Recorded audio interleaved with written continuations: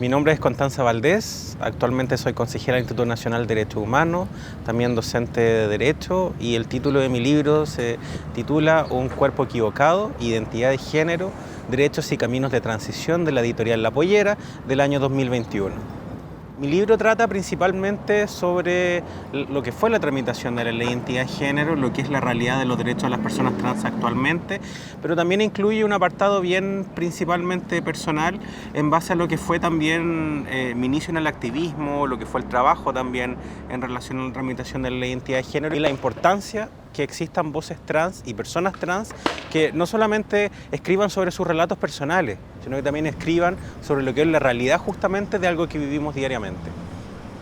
Una de las motivaciones que fue bien importante al respecto tiene que ver específicamente con visibilizar también el trabajo detrás respecto a organizaciones, respecto a activistas también, en relación a lo que fue la ley de identidad de género, pero también lo que es hoy en día la lucha por los derechos de las personas trans. La ley de identidad de género se estructura principalmente como un derecho civil de reconocimiento de la identidad, pero no soluciona las problemáticas de igualdad sustantiva y desigualdad que vivimos lamentablemente hoy día en Chile la gran parte de la población trans.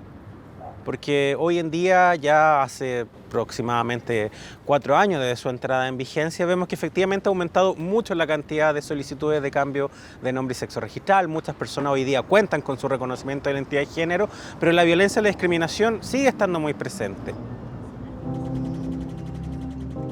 El título del libro principalmente tiene que ver con remover un poco esa tesis al respecto sobre que las personas trans nacemos en un cuerpo equivocado. Históricamente se ha dicho por las ciencias sociales, incluso por la medicina, que las personas trans nacen en un cuerpo equivocado. Pero la verdad es que nada más alejado de la realidad, y justamente colocar en el libro ese título que sea mucho más rupturista llama también a las personas que también conversen y de alguna manera discutan en relación a por qué efectivamente va en un tono de pregunta, por qué efectivamente no debieras decir que las personas trans nacemos en un cuerpo equivocado. Despatologizar lo que significa principalmente la identidad de género trans, que creo que ahí es uno de los principales objetivos de la lucha por los derechos de las personas trans.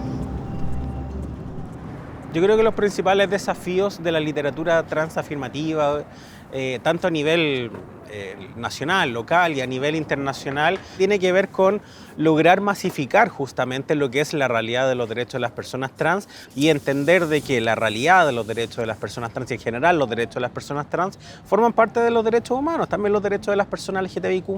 Entonces, en ese contexto, creo que uno de los principales objetivos de la literatura en este sentido tiene que ver justamente con desarticular estos discursos de odio, desarticular estos prejuicios, estos estereotipos que siguen hoy día vigentes y sobre todo en ese mismo sentido avanzar hacia que se pueda comprender la necesidad de que existan hoy día no solamente más leyes en la materia, sino una regulación. No tiene que ver con un tema de caprichos o un tema de exclusivamente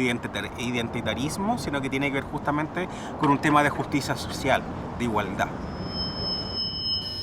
Desde que inicié mi tránsito por el mundo del activismo y de la política, he destacado la importancia que tiene contar con representatividad, principalmente por el hecho de que todas las identidades, orientaciones y vivencias construyen el discurso de forma distinta. Las decisiones que se han tomado en nuestro país, las reglas del juego que nos rigen y en especial la estructura de la clase política, tradicionalmente han sido configuradas en espacios dominados por hombres de la élite chilena. Y esta ausencia de diversidad y de perspectiva de género ha quedado en evidencia la dictación de distintas leyes que demuestran un escaso conocimiento sobre la realidad que pretenden regular. La memoria es algo que debemos rescatar constantemente, que no podemos dejar atrás. Por eso, aunque hemos ganado algunas batallas y nuestros derechos poco a poco han sido reconocidos, no podemos celebrar hasta que la igualdad sea total y nos deje de violentar, matar y discriminar por ser nosotros mismos. Yo creo que la principal razón también por la cual debieran leer el libro y leer libros de personas trans tiene que ver justamente con abrir una puerta